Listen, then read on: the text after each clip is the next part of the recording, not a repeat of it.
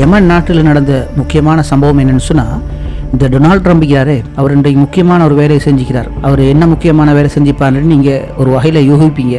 அவ்வளோ அறிவுபூர்வமான ஒரு ஜனாதிபதி. அவர் வார்த்தைகள், மனநிலைகள் எல்லாம் பற்றி உலகத்துக்கு தெரியும். இந்த வகையில் அவருடைய சமூக வலைத்தளங்களில் ஒரு காணொலி ஒன்று அப்டேட் பண்ணியிருந்தார். அதில் பொதுமக்கள் ஒரு இடத்துல வட்டமாக பேசி கொண்டிருக்கிறாங்க அல்லது ஏதோ செஞ்சு கொண்டிருக்கிறாங்க. அவங்களுக்கு மத்தியில் குண்டு வீசப்படுவது. பிறகு அந்த வினாடியிலேயே பெரும்பான்மையான மக்கள், சுமார் 100க்கும் மேற்பட்ட மக்கள் உயிரிழந்ததாக தகவல்கள் பின்னால் கிடைக்கிறது. ஆனால் அந்த காணொலிக்கு விளக்கம் ஒன்று வழங்கப்பட்டிருக்குது. அது என்ன விளக்கம்னு சொன்னால், யமனில் உள்ள தீவிரவாதிகள் அமெரிக்காவுடைய போர்க்கப்பல் மீது தாக்குதல் செய்வதற்கு திட்டம் திட்டி கொண்டிருந்தாங்க. இந்த வகையில் எங்களோட இராணுவத்தினர் வெற்றிகரமாக அதனை கவனித்து கொண்டு போட்டு அழிச்சிட்டாங்க அப்படின்னு சொல்லி அந்த வீடியோவுக்கு விளக்கம் எழுதப்பட்டிருக்குது.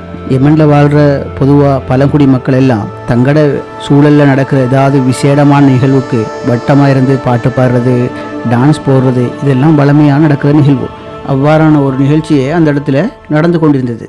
இதைத்தான் அவர்கள் தீவிரவாத மீட்டிங் என்று சொல்லி அனைவரையும் குண்டு வீசி கொலை செய்து போட்டு தீவிரவாதிகளை கொண்டு போட்டதா இந்த அமெரிக்க தலைவர் தன்னுடைய எக்ஸ் பேஜில் தகவல் போட்டிருக்கிறார். அடுத்த செய்தி என்னென்னு சொன்னால், உங்களுக்கு தெரியும், பெஞ்சமின் நெத்தன்யாகு நீண்ட நாட்களாக தன்னோட நாட்டில் முக்கியமான ஒரு வழக்கில், அதாவது ஊழல் வழக்கில் சிக்கொண்டிருக்கிறார். இதில் அவர் எப்படியாவது தப்பிக்கொள்ளணும் என்ற ஒரே நோக்கத்துக்காகத்தான் இந்த காசா மீது தாக்குதலை நடத்தி வரார். அது உலகம் அறிந்த கதை. இந்த வகையில் நெத்தன்யாகு இஸ்ரேலிய உயர்நீதிமன்ற நீதியரசரை எப்படியாவது தன் ஆட்சி காலத்தில் பதவி நீக்கி தனக்கு சார்பான ஒரு நீதியரசரை அந்த இடத்துல வைத்து இந்த ஊழல் மோசடி வழக்கிலிருந்து எப்படியாவது தான் நிரபராதியாக வேண்டும் என்ற ஒரே நோக்கத்துக்காக அரசியல் ரீதியில் பல்வேறு வகையான ஜில்மால் வேலைகளை செய்து வரதா அங்கங்கே செய்திகள் தெரிவிக்கிறது. இது இஸ்ரேலில் காணப்படுற உயர்நீதி அரசருக்கும் இந்த விஷயம் தெரியும். எப்படியோ என்ன பதவி தூக்கிடுவாங்க அல்லது என்ன ஏதாவது உயிராபத்துக்கு உள்ளாக்கிடுவாங்கங்கிறது அவருக்கு தெரியும். இருந்தாலும் அந்த நீதியரசர் தனது கடமையை நாட்டில் சரியாக செஞ்சு வாரார். அவருக்கு எதிரான விசாரணைகளை சரியான தினத்தில் நடத்தி வரார். இவ்வாறான சந்தர்ப்பத்தில் தான் தற்போது சர்வதேச நீதிமன்ற பிடியாணைக்கு உட்பட்டிருக்கின்ற இந்த நெத்தன்யாகு தைரியமாக தன்னை பிடிக்க மாட்டாங்கன்னு சொல்லி ஹங்கேரி நாட்டுக்கு உத்தியோகபூர்வ விஜயம் ஒன்றை செஞ்சிருக்கிறார். இந்த வகையில் சர்வதேச நீதிமன்றம் ஹங்கேரி நாட்டிட்ட சொல்லிச்சுது, உடனடியாக இந்த நெத்தன்யாகு கைது செய்யுங்க. அவர் மிகப்பெரிய மனித குலத்துக்கு எதிரான தவறு செய்திருக்கிறார். அவருக்கு எதிராக சர்வதேச பிடியாணை இருக்குது. ஆகவே அவரை கைது செய்யுங்க என்று சொல்லி ஹங்கேரிக்கு சர்வதேச நீதிமன்றம் தகவல் அனுப்பிச்சுது. அதுக்கு ஹங்கேரி என்ன செஞ்சது தெரியுமா? உடனே சர்வதேச நீதிமன்றத்தோடு செய்து கொண்ட சர்வதேச ஒப்பந்த நடவடிக்கைகளிலிருந்து ஹங்கேரி விலகிட்டு.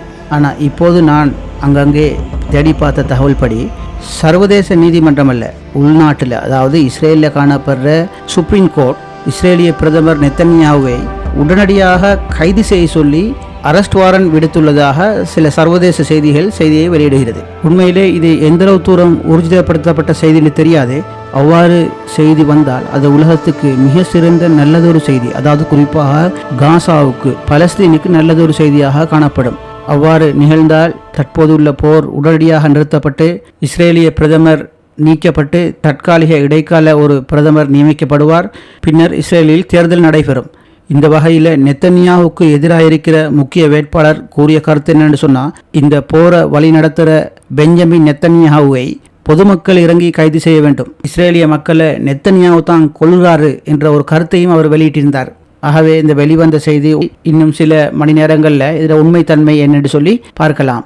அடுத்தது சகோதரர்களே, தற்போது நடக்கிற இந்த காசாவில் யுத்தத்தில் இஸ்ரேலிய படை திட்டமிட்டு சில தாக்குதல்களை செய்தான். அதாவது பொதுமக்களை கொல்லுவது ஒரு பக்கம், காசாவில் பணைய கைதிகளை இந்தந்த இடத்துல இருக்கலான்னு சொல்லி சந்தேகப்படக்கூடிய இடங்களுக்கும் இந்த இஸ்ரேலிய இராணுவம் வான்வெளி தாக்குதலை செய்து இந்த பணைய கைதிகளை காசாவுக்குள்ளேயே கொன்றொழிக்கொண்டு சொல்லி இந்த இராணுவம் திட்டம் தீட்டி உள்ளதாக இராணுவத்துக்கிலிருந்து வெளிவந்த சில தகவல்கள் தற்போது இஸ்ரேலுக்குள்ள கசிந்துள்ளதாகவும் சில செய்திகள் பேசுது.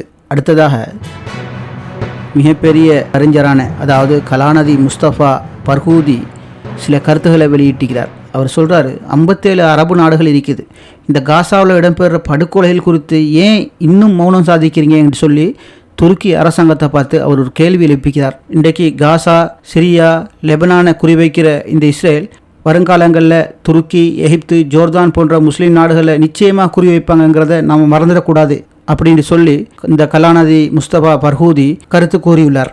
அடுத்த செய்தி என்னன்னு சொன்ன சகோதரர்களே, தற்போது உங்களுக்கு தெரியும் ஆசியா கண்டத்தை எல்லா பகுதியிலையும் உலுக்கி வருகிறது இந்த நிலநடுக்கம். மியான்மரில் துவங்கினது, தாய்லாந்து, ஜப்பான், இன்னும் பல்வேறு நாடுகளில் நில அதிர்வுகள் உணரப்பட்டு கொண்டே இருக்குது.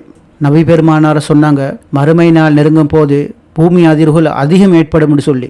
அது இல்லாமல் ஜாம், அதாவது பலஸ்தீனை ஒட்டிய நாடுகளில் போர் நடக்கும், முஸ்லீம்களோட இரத்தம் மிக அதிகமாக ஓட்டப்படும், ஆயிரக்கணக்கான, அதாவது கடல் நுரை போல் முஸ்லீம்கள் காணப்படுவாங்க. யாருமே அந்த முஸ்லீம்களை காப்பாற்றுறதுக்கு, அதாவது அந்த முஸ்லீம்களை பாதுகாக்கிறதுக்கு முனைய மாட்டாங்க. அவங்களோட உள்ளத்தில் உலக ஆசையும் உயிர் பயமும் இன்னும் நாங்கள் வாழணும்னு சொல்லி ஆசை இருக்கும் அப்படின்னு சொல்லி நபி பெருமானால் சொல்லி சென்றதை நான் ஒரு முறை உங்களுக்கு ஞாபகப்படுத்தி கொள்கிறேன். தற்பொழுது இருக்கிற இந்த நடைமுறை சூழலோடு நபி சொன்னது ரொம்ப நெருக்கமாக ஒத்துப்போகுது என்கிறத நம்ம கவனத்தில் எடுத்துக்கொள்வோம்.